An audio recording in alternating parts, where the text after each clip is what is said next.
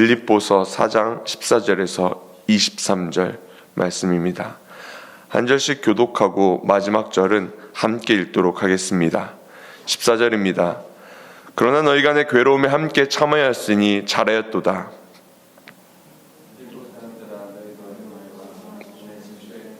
마게도냐를 떠날 때 주고받는 내 일에 참여한 교회가 너희 외에 아무도 없었느니라. 데살로니가에 있을 때에도 너희가 한 번뿐 아니라 두 번이나 나의 쓸 것을 보내었도다. 내가 물건을 아니요 너희에게 유익하도록 풍성한 열매를 구함이라. 내게는 모든 것이 있고 또 풍부한지라. 에바브레디도 편에 너희가 준 것을 받음으로 내가 풍족하니 이는 받으실 만한 향기로운 제물이요 하나님을 기쁘시게 한 것이라. 내 하나님이 그리스도 예수 안에서 영광 가운데 그 풍성한 대로 너희 모든 쓸 것을 채우시리라. 하나님 곧 우리 아버지께 세세 무궁하도록 영광을 돌릴지어다. 아멘. 그리스도 예수 안에 있는 성도에게서 각각 문안하라. 나와 함께 있는 형제들이 너희에게 문안하고 모든 성도들이 너희에게 문안하되 특히 가이사의 집 사람들 중 몇이니라. 함께 읽겠습니다. 주 예수 그리스도의 은혜가 너희의 심령에 있을지어다. 아멘. 오늘 바울은 본문 말씀을 통해 빌립보서를 마무리하며 자신의 전도 여행 가운데 연보를 보내준 빌립보 교인들에게 감사를 표하는 이야기를 다루고 있습니다. 주된 내용은 자신에게 연보를 보내준 빌립보 교인들에게 감사를 표하는 것으로 보여지지만 자세히 오늘의 본문 말씀을 살펴보면 그 이상의 의미들이 담겨져 있다는 것을 알게 됩니다. 오늘 본문 말씀을 제대로 이해하기 위해서는 먼저 21절의 첫 문단 그리스도 예수 안에라는 말에 집중할 필요가 있습니다. 이 키워드를 중심으로 새기며 나아갈 때 저희는 오늘 본문이 저희에게 주고자 하는 메시지의 핵심을 듣게 될 것입니다. 핵심은 이것입니다. 우리가 그리스도 예수 안에서 한 몸이다. 그래서 서로 사랑하며 섬겨야 한다. 또한 이러한 섬김을 주님께서 기쁘게 받으신다. 받으실 뿐 아니라 풍성히 채워주시는 하나님이라고 오늘 바울은 말하고 있습니다. 오늘 본문을 통해 나는 그리스도 예수 안에 있는 자인지 그 마음을 쫓고 있는 자인지 점검하는 모두 되시기를 축복합니다. 14절 말씀입니다. 그러나 너희가 내 괴로움에 함께 참여하였으니 잘하였도다. 14절의 첫 문단은 그러나로 시작합니다. 이 그러나를 이해하기 위해서는 조금 더 앞절인 10절에서 13절 말씀을 살펴볼 필요가 있습니다. 바울은 10절과 13절의 말씀을 통해 자신은 풍부에도 가난에도 처하는 비결을 배웠다고 말하고 있습니다. 다시 말해 바울은 상황과 환경에 지배받지 않고 오직 하나님으로 자족하는 비결을 배웠다라고 말하고 있는 것입니다. 그것이 어떻게 가능합니까? 바울은 13절 말씀을 통해 말해줍니다. 내게 능력 주시는 예수로 인해 가능하다. 그리스도인은 예수로 인해 만족하기에 상황과 환경을 뛰어넘을 수 있는 존재임이 분명합니다. 그러나 그럼에도 불구하고 육신을 입고 있기에 육신의 고통이 찾아오면 고통을 느끼게 됩니다. 그러기에 바울은 14절 말씀을 통해 자신은 괴로움 가운데 있었다라고 이야기하고 있는 것입니다. 자신의 영혼은 하나님 안에서 자유를 누렸지만 그의 육체는 괴로움을 느끼고 있었음을 바울은 말하는 것입니다. 이 괴로움이 바울을 삼키진 못합니다. 그러나 그렇다고 괴로움 자체가 가짜이거나 허상인 것은 결코 아닙니다. 우리는 간혹 영적인 것을 추구하다가 육체적인 것을 너무 무시할 때가 있지 않나 생각되어집니다. 그러나 기억해야 합니다. 우리는 영혼 유기체라는 것을 서로가 상호작용을 하기 때문에 우리는 모든 것을 간과해서는 안 될 것입니다. 이러한 괴로움 가운데 있는 바울을 빌립보 교인들은 도와주었습니다. 이에 대해 14절 말씀을 통해 바울은 잘했다라고 칭찬합니다. 15절 말씀입니다. 빌립보 사람들아 너희가 알거니와 복음의 시초에 내가 마게도냐를 떠날 때 주고받은 내 일에 참여한 교회가 너희 외에 아무도 없었느니라. 바울이 마게도냐를 떠날 때 빌립보 교회 외에 다른 교회는 도와주지 않았던 것으로 보여집니다. 당시 바울이 세웠던 교회는 빌립보 교회 외에 많이 있었습니다. 그러나 다른 교회들은 바울을 돕지 않았습니다. 오직 빌립보 교회만이 바울을 도운 것입니다. 당시 빌립보 교회는 부유한 교회가 아니었습니다. 다시 말해 재정적으로 여유 있는 교회가 아니었다는 것입니다. 힘이 없고 연약한 교회, 아직 완전하게 세워지지 않은 교회가 바로 빌립보 교회였습니다. 반면 바울이 세운 고린도 교회는 재정적으로 여유도 있고 힘을 가지고 있는 교회였습니다. 그러나 고린도 교회는 바울을 돕지 않았습니다. 저희는 이러한 대목을 징하며 중요한 사실을 깨닫게 됩니다. 힘이 있다고, 재정이 있다고, 능력이 있다고 섬길 수 있는 것이 아님을 깨닫게 되는 것입니다. 나눈다는 것은, 섬긴다는 것은 상태와 관련된 문제가 아니라 중심에 관련된 문제라는 것입니다. 내 안에 그리스도의 마음이 있다면, 또한 우리가 주 안에서 하나임을 안다면 우리는 지체를 섬길 수밖에 없게 될 것입니다. 왜냐하면 그 지체의 어려움이, 괴로움이 결국 나의 괴로움과 이어져 있기 때문입니다. 내 가족이 아파하는 것을 가만히 보고만 있을 사람은 없을 것입니다.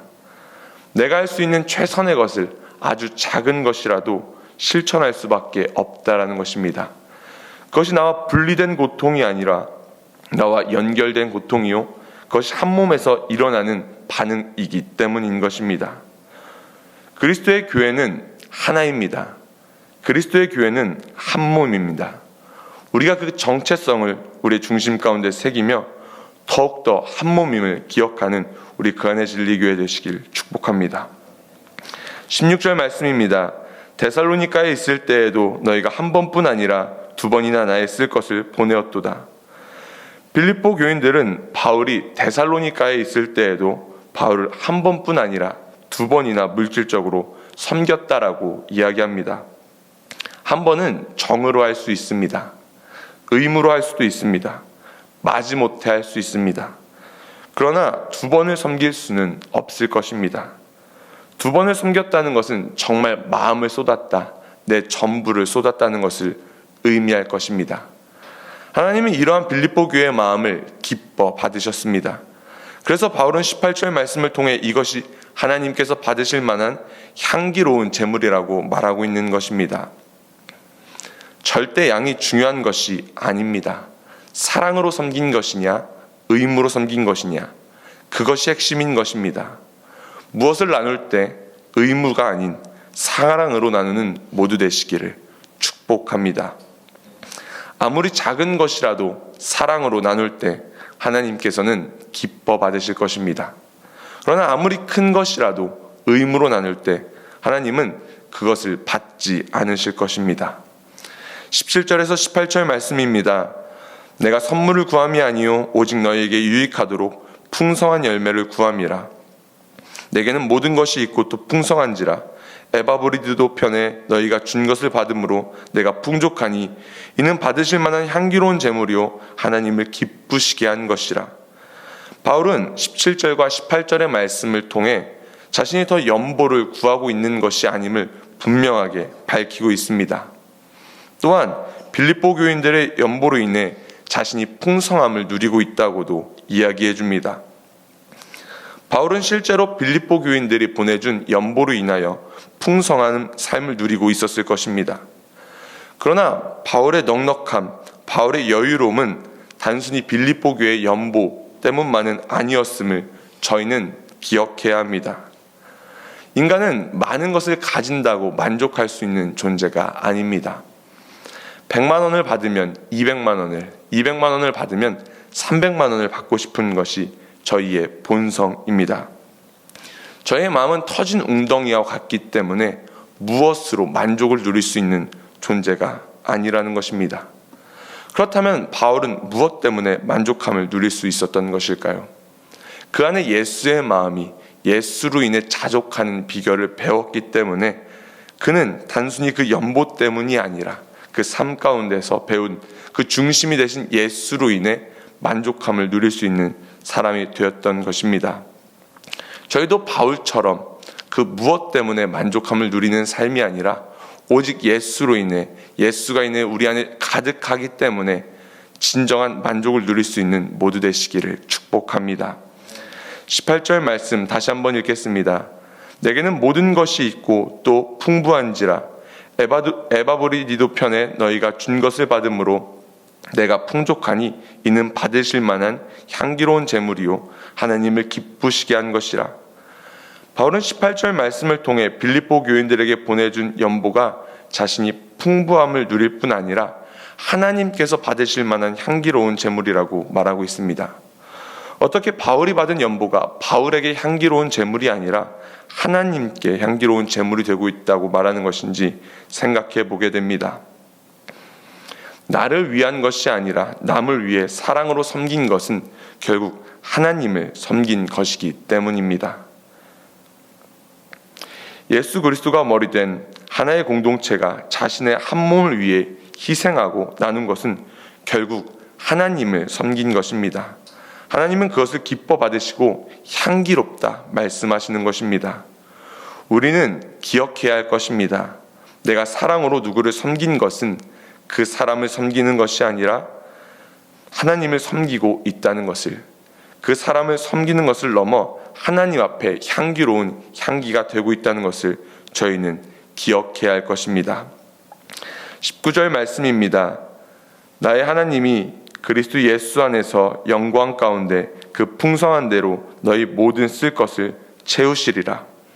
바울은 이어 자신을 도운 빌립보 교회를 향해 하나님께서 풍성히 채우실 것이라고 말해주고 있습니다. 너무 당연한 말씀이라고 생각되어집니다. 하나님을 섬긴 자를 하나님께서는 그냥 지나치지 않으십니다. 풍성히 채우시는 하나님이시라는 것입니다. 20절에서 22절 말씀입니다. 하나님 곧 우리 아버지께 세세 무궁하도록 영광을 돌릴지어다. 아멘. 그리스도 예수 안에 있는 성도에게 각각 문안하라. 나와 함께 있는 형제들이 너희에게 문안하고 모든 성도들이 너희에게 문안하되 특히 가이사의 집 사람 중 몇이니라. 바울은 평소와 같이 각 사람들에게 마지막 인사를 하며 자신의 서신을 마무리하고 있습니다.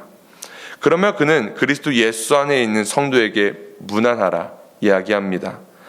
그는 다시금 우리가 누구 안에 있는 존재인지, 그리고 우리가 누구 안에서만 하나 될 수 있는지를 강조하며 이야기하고 있습니다. 우리가 누구 안에 있는 자인지, 또한 누구 안에 있을 때 하나 될 수 있는 자인지 저희는 매일 되새겨야 할 것입니다. 우리 마음 가운데 그 중심들이 세워질 때 우리는 진정한 교회, 하나님을 닮은 자, 하나님이 원하시는 원형적 교회의 모습으로 나아갈 수 있을 것이기 때문입니다. 그러며 바울은 22절 말씀을 통해 가이사의 집 몇 사람들에게라고 말하고 있는데, 정확히는 알 수 없지만 당시 시저의 가족 중에 복음을 받아들였던 성도들이 있었던 것으로 보여집니다. 복음의 능력은 실로 이렇게 대단한 것입니다. 신분을 뛰어넘어 하나 되게 할 수 있는 능력, 그것은 오직 복음밖에 없을 것입니다. 마지막 23절의 말씀입니다. 주 예수 그리스도의 은혜가 너희의 심령에 있을지어다. 바울은 빌립보서를 마무리하며 마지막 순간까지 마음에 대해 집중하고 있는 것을 보게 됩니다. 그가 이렇게 마음에 집중하는 이유는 마음이 바뀌지 않으면 아무것도 바뀌는 것이 아니기 때문입니다. 결국 우리의 마음 가운데 예수를 심을 때만, 예수의 마음이 우리의 마음 가운데만 있을 때만 본질적 변화가 가능하다라고 바울은 말하고 있는 것입니다. 기독교는 결국 마음에 관한 것입니다. 내 마음에 뭐가 있는지, 내 마음 안에 그리스도의 예수의 마음이 있는지, 그것이 가장 중요하다라는 것입니다. 오늘 하루를 살아갈 때 중심 가운데 예수의 사랑의 마음으로 가득하는 모두 되시기를 축복합니다. 무엇을 선택함에 있어, 하루를 살아감에 있어 의무로 하는 것이 아니라 사랑으로 나아가는 모두 되시기를 축복합니다. 그것을 선택하며 나아갈 때 주님께서는 오늘 하루의 모든 발걸음을 바라보시며 향기롭다 말씀하실 것입니다. 그런 향기로운 하루가 되시길 축복합니다. 함께 기도하는 시간 갖도록 하겠습니다.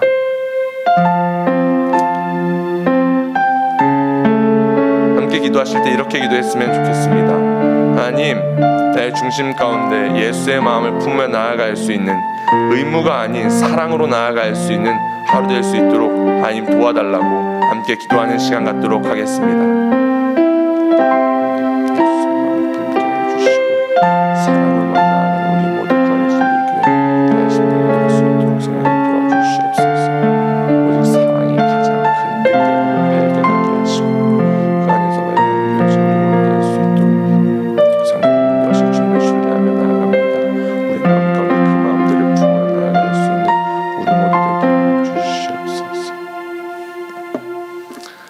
하나님, 오늘도 새날을 허락하심에 참으로 감사합니다.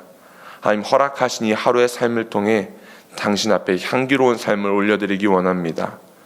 하나님, 의무를 따라 사는 삶이 아니라 오직 사랑함으로 예수가 내 안에 있음을 기억하며 그 마음을 쫓아 살아갈 수 있는 우리 모두 되게 하여 주시옵소서. 하나님, 내 안에 그분이 계시오니 그분만을 인정하는 하루로 오늘도 나아가게 하실 성령 하나님을 신뢰하며 다시 오실 예수 그리스도의 이름으로 기도하였습니다. 아멘.